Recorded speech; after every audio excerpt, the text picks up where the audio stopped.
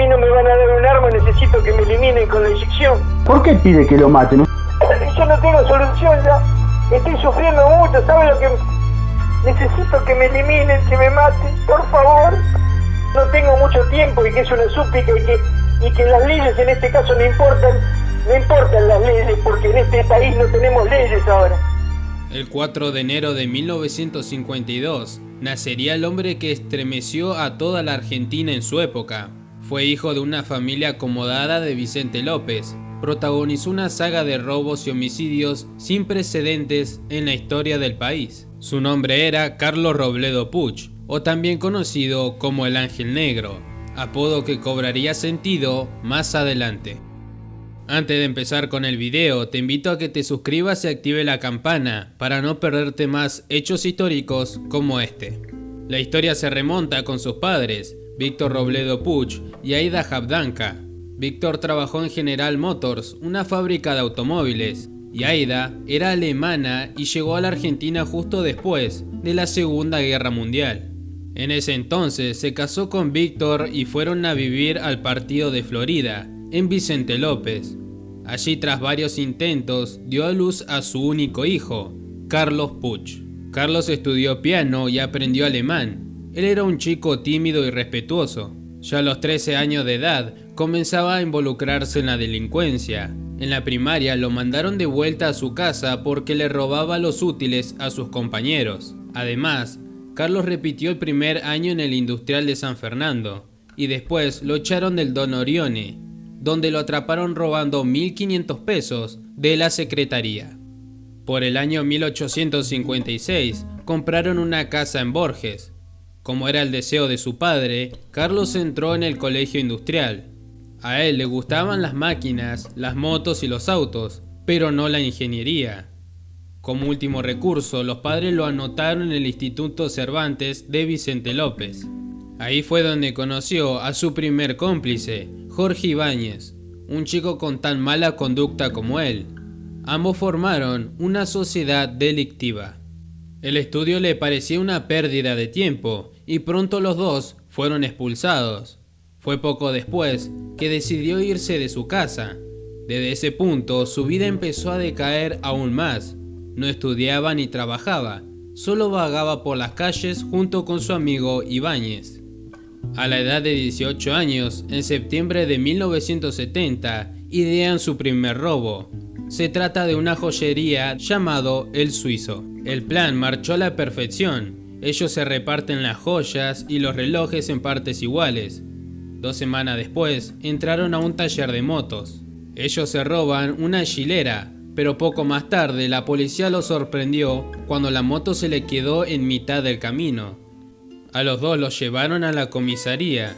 El dúo presentó documentos falsos. A Carlos lo dejaron ir a cambio de que volviera con los papeles de la moto, pero él no regresó. Por su parte, Ibáñez pasó 18 días en el calabozo. Carlos aprovechó para irse a Mar del Plata. Allí se encontró con Héctor Somoza. A su regreso se lo presentó a Ibáñez. La idea era sumarlo a los robos, pero todavía no era su turno. Unos meses más tarde, entran a una casa de silenciadores y armas, llevándose todo. Es a partir de allí que comienza la parte más cruel y sangrienta de su historia.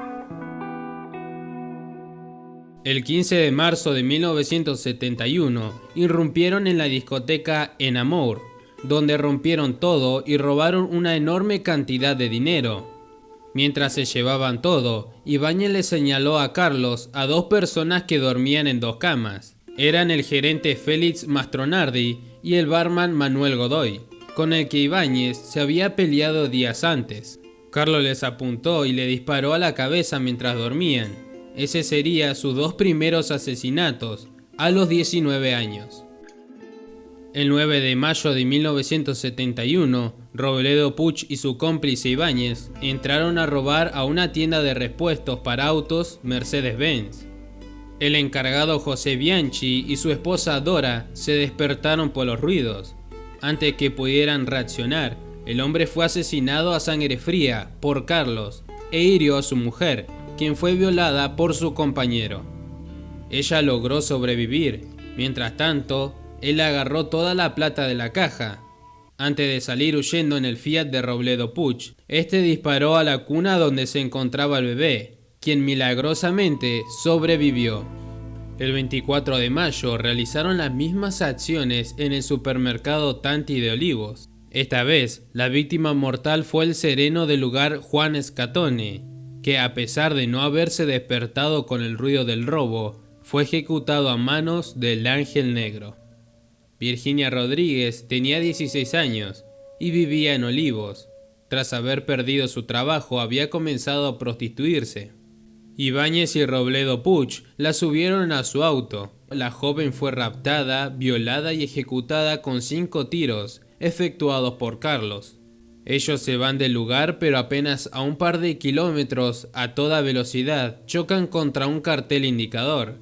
El auto no funcionaba y lo dejan abandonado. El 24 de junio fue el turno de Ana María Dinardo, una joven de 23 años. Ella se despidió de su novio y fue a tomar el colectivo.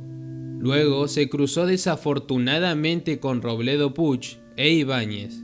Igual que la víctima anterior, fue raptada y llevada hasta el mismo lugar donde 11 días antes dejaron el cadáver de Virginia. Ana resiste y finalmente Ibáñez se rinde. La hizo vestirse y huir, pero mientras lo hacía le hizo señas a Robledo Puch, a lo que él disparó 7 veces en la espalda y le robaron la cartera. A todo esto la policía solo sospechaba del novio.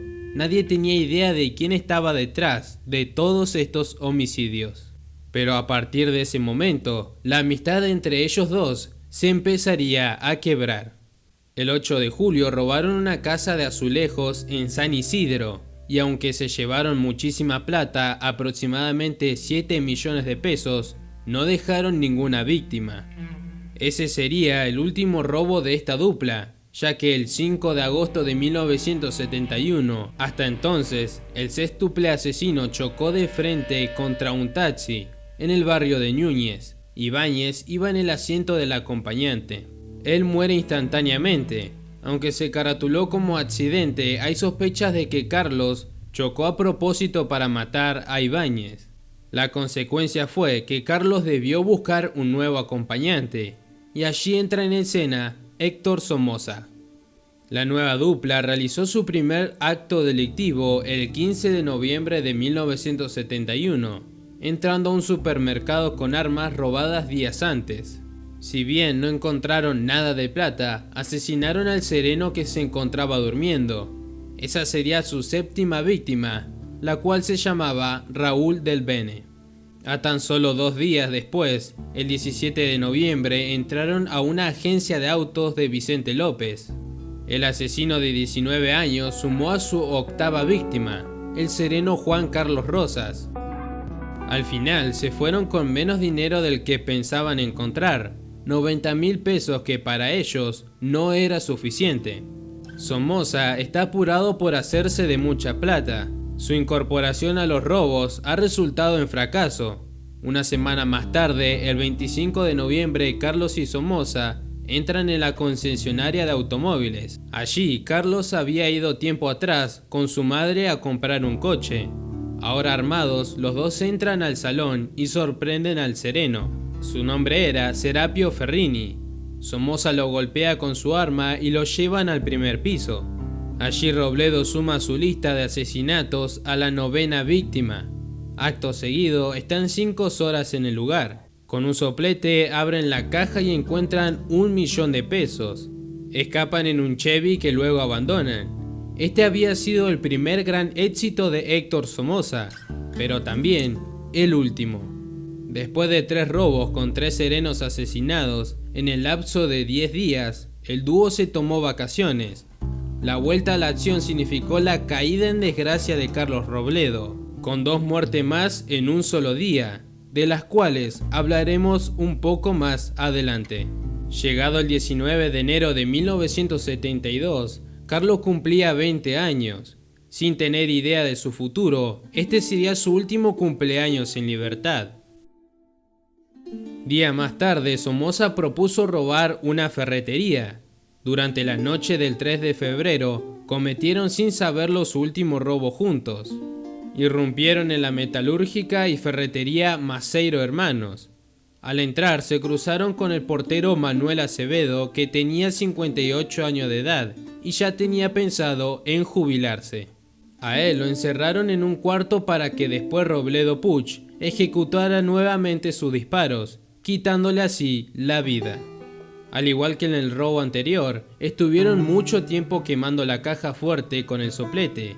Casi logran abrirla, hasta que entonces sucedió el hecho por el cual, desde el día siguiente, Robledo Puch quedó tras las rejas. Un simple gesto que nunca quedó claro, pero que selló su destino. Somoza le pidió que terminara de abrir la caja con un pico. Mientras Carlos se dedicaba a esa labor, su cómplice lo tomó por la espalda y acto seguido Carlos lo empuja y lo tira al piso. Sin dudar, le disparó en la espalda y después en el rostro. Con el soplete procedió a quemarle la cara y las manos para evitar su identificación. De acuerdo a las palabras de Punch, Somoza lo habría intimidado, pero lo cierto es que Punch mató a su compinche.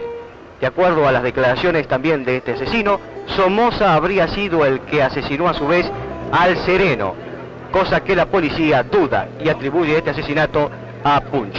Pero Carlos olvidó un pequeño pero importante detalle. Él no revisó los bolsillos de Somoza, donde este tenía su cédula de identidad.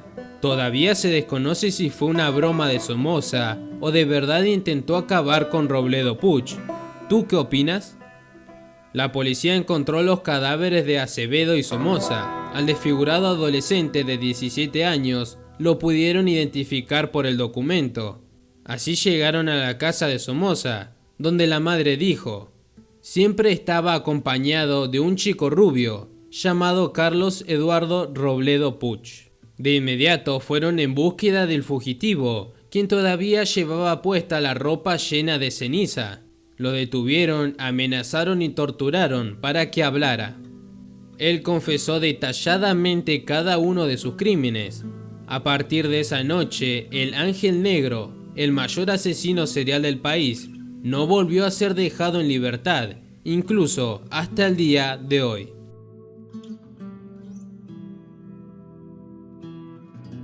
Los medios solo se dedicaban a hablar de él, bautizando a Carlos como bestia humana, chacal, muñeco maldito, el Ángel Negro y muchos más. La causa quedó a manos del juez Víctor. Le preguntaron por qué mató a sangre fría mientras dormían. Carlos se limitó a contestar: ¿qué quería? ¿Que los despertara? La sociedad argentina se conmocionó y surgió la pregunta de cómo el hijo de una familia acomodada podía ser un criminal sin compasión. Hubo muchas entrevistas a vecinos y familiares. Una multitud rodeaba a Carlos y a los policías. Carlos intentó salir varias veces de prisión, hasta inútilmente se tragó una cuchara.